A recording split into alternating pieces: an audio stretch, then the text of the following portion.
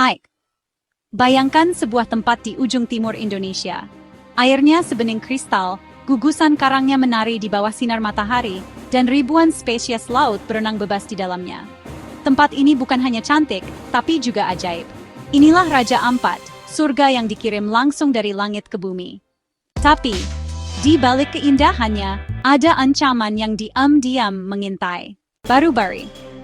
Baru-baru ini, publik dikejutkan dengan aktivitas tambang nikel di Pulau Gak, salah satu permata kecil di gugusan Raja Ampat. Sebuah perusahaan tambang mulai beroperasi di sana, menggali tanah, membuka hutan, dan membawa serta deru mesin-mesin berat ke dalam jantung ekosistem yang sensitif. Sontak, gelombang reaksi bermunculan. Tagar Save Raja Ampat membanjiri media sosial. Para aktivis lingkungan bersuara, warga lokal cemas. Dunia mulai bertanya, apa yang sebenarnya sedang terjadi di Raja Ampat? Pertanyaannya lebih besar dari sekadar ada tambang atau tidak. Ini tentang benturan dua kepentingan antara kekayaan alam yang tersimpan di dalam tanah dan keajaiban hayati yang hidup di atasnya. Nikel. Logam ini saat ini menjadi primadona dunia. Ia digunakan untuk membuat baterai mobil listrik, panel surya, bahkan ponsel pintar yang sedang kamu genggam sekarang. Demi masa depan yang lebih hijau dan bersih, dunia membutuhkan nikel. Dan Indonesia, termasuk Papua, punya cadangan nikel yang sangat besar. Tapi disitulah ironi mulai muncul. Untuk menciptakan dunia yang ramah lingkungan, kita justru menggali dan merusak lingkungan.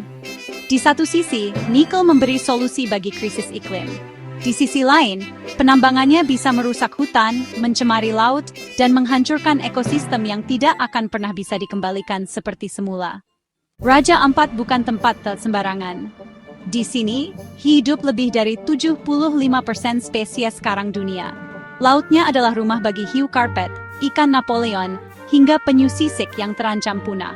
Para ilmuwan menyebutnya sebagai pusat keanekaragaman hayati laut paling penting di bumi.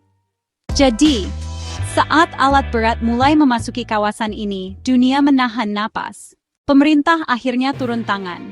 Menteri ESDM, Bahlil Lahadalia, mengumumkan penghentian sementara aktivitas tambang dan akan datang langsung ke lokasi. Langkah ini disambut baik oleh banyak pihak, tapi juga menimbulkan pertanyaan baru. Apakah ini keputusan sementara untuk meredam amarah publik, atau akan benar-benar berujung pada perlindungan jangka panjang? Pihak perusahaan tambang pun angkat bicara. Mereka menyatakan siap mengikuti aturan, siap melakukan evaluasi, dan menjamin bahwa aktivitas mereka tidak akan merusak lingkungan. Tapi, ya, banyak yang ragu. Karena dalam sejarahnya, kata ramah lingkungan dalam dunia tambang seringkali hanya menjadi label tanpa makna. Di tengah kontroversi ini, suara masyarakat lokal justru yang paling jernih. Bagi mereka, laut bukan cuma sumber makanan. Ia adalah sumber kehidupan, kebudayaan, dan warisan leluhur. Mereka sudah hidup berdampingan dengan alam selama ratusan tahun, menjaga laut, hutan, dan tanah, bukan karena kewajiban, tapi karena cinta. Bayangkan jika semua itu hilang. Jika terumbu karang mati karena sedimentasi. Jika air laut berubah warna karena limbah. Jika ikan menjauh dan turis tak datang lagi. Maka yang hilang bukan hanya pendapatan, tapi juga identitas, juga harapan. Lalu, pertanyaannya, apakah benar tidak ada jalan tengah? Bisa jadi, di tempat lain, tambang dan konservasi bisa berdampingan. Tapi tidak di Raja Ampat. Telur cengeng ini terlalu rapuh, terlalu penting, terlalu indah untuk dijadikan pertaruhan. Kalau kita membiarkan ini terjadi sekarang, apalagi yang akan kita relakan di masa depan? Time Sting.